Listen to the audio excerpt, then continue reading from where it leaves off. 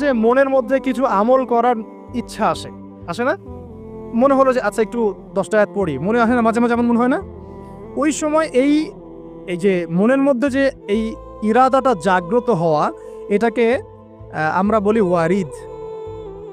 অন্য ভাষায় আপনি বলতে পারেন মেহমান। কি বলতে পারেন? এটা আল্লাহর পক্ষ থেকে আপনার কলবের মধ্যে মেহমান হিসেবে এসেছে।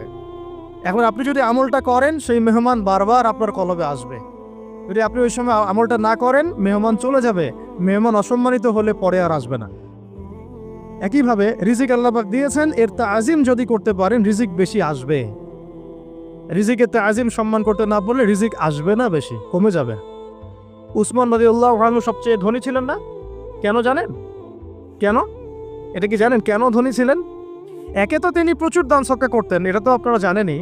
আরেকটা জিনিস অনেকে জানে না, তিনি উটের পিঠে বসেছিলেন, কিছু একটা খাচ্ছিলেন,